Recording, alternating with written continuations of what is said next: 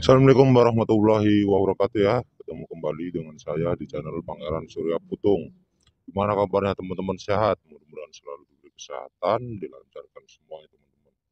Oke, saya akan melanjutkan ya tentang cerita-cerita atau gambar-gambaran ya yang didapat oleh Satrio Piningit ya teman-teman ya.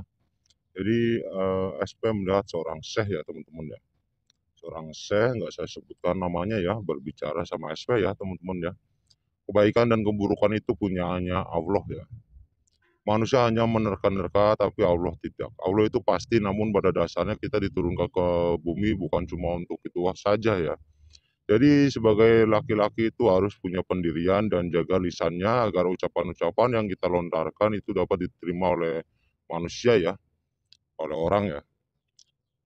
Dan sebab manusia itu tempatnya salah dan benar pun belum tentu, karena manusia itu sifatnya halus sama kasar ya. Itu lebih besar kasarnya dibandingkan halusnya. Halusnya manusia dan kasarnya, maka dari itulah jika kita mau mengerti rasa orang lain yang seharusnya dirasakan ya di sekelilingmu lebih dulu ya. Termasuk orang-orang terdekatmu, baru orang lain yang baru kamu kenal, entah sahabat itu dan contohnya ya. Karena mudah ya menyatukan hati manusia menjadi satu, itu sulit. Maka dari itulah kita mematangkan perilaku kita terhadap manusia yang sudah pastinya banyak ucap-ucapan yang belum tentu ya kita terima, karena itu ilmu yang sangat sulit dibandingkan hanya menghafal suatu Al-Quran ya. Jadi tingkah laku kita kepada manusia lagi itu yang sulit ya teman-teman yang mempraktekannya ya.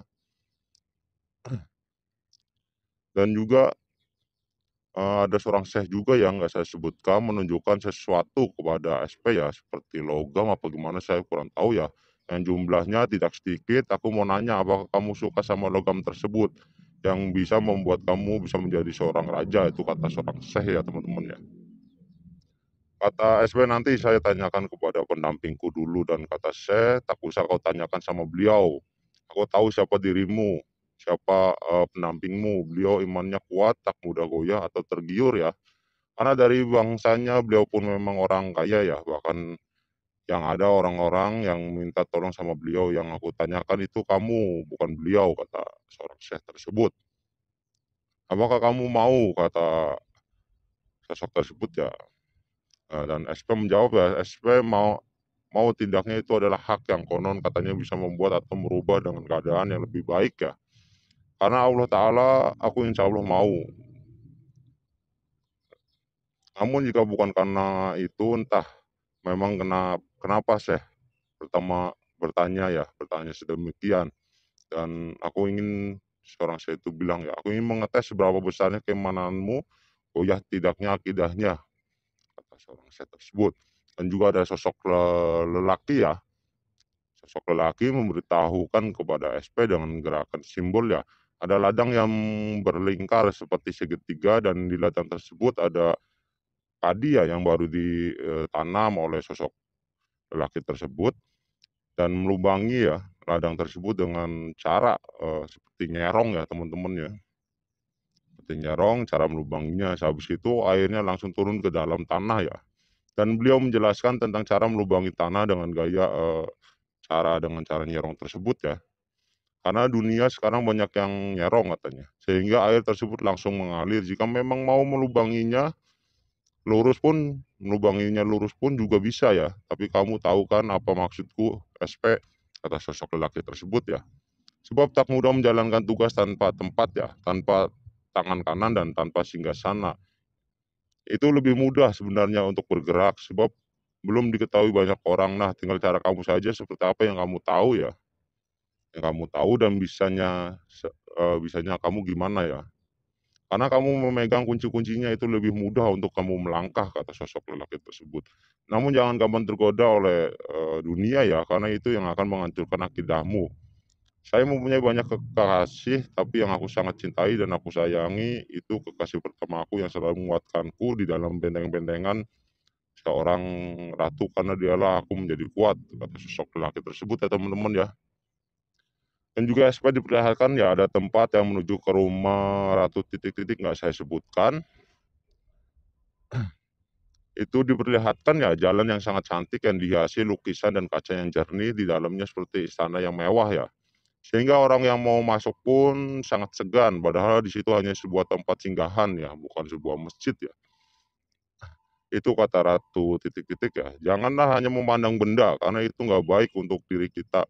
Tapi lihatlah kebaikan-kebaikan seseorang yang berjuang untuk kita, itu baru pandangan atau pemikiran yang bagus ya. Perlu disegani orang-orang seperti itu. Segan karena kebaikannya bukan orangnya ya. Jangan memandang benda itu hanya hiasan semata ya. Karena jika sudah dihancurkan oleh Allah, itu bukanlah sebuah benda lagi yang harus kita jaga, itu kebaikannya. Dan jaga mata kita agar tidak melihat yang aneh-aneh ya, termasuk pandangan ke kaum yang bukan muhrimnya juga, dan hati yang tidak baik. Contoh kita sudah ada, yaitu seorang ratu titik-titik, nggak saya sebutkan contohnya ya. Dan juga SP ya, melihat ada kain yang sangat putih seperti kain sutra ya teman-teman ya. Kain itu yang mampu untuk mengikat kepala orang sedang ada sesuatu ya, nggak tahu sesuatu apa ini ya teman-teman ya, atau musibah. Maka kain itu diikatkan dan didiamkan ya, maka luka separah apapun kain itu mampu mengembalikan seperti semula lagi. Entah apa isi kain tersebut ya, karena nyatanya kain itu kosong dan bersih kainnya. Itu kain miliknya seorang titik-titik, nggak saya sebutkan, yang diwariskan ke para syekh, dan yang dipesankan itu adalah syekh titik-titik ya. Nggak saya sebutkan, beliaulah yang disuruh memegang atau yang dititipkan amanatnya. Kain itu adalah kain yang suci bersih dan akan didekatkan pada orang-orang yang alim ya. Dan juga SP melihat rumah di Pulau Jawa ya. SP masuk ke rumah tersebut, dan setelah masuk ke rumah tersebut, SP keluar dan berdiri di depan rumah ya. Lalu SP melihat seperti ada seperti Ka'bah ya di depannya ya teman-teman ya. Di depan rumah ya. SP mendekatkan dan berbicara sendiri, apakah aku mimpi siang-siang?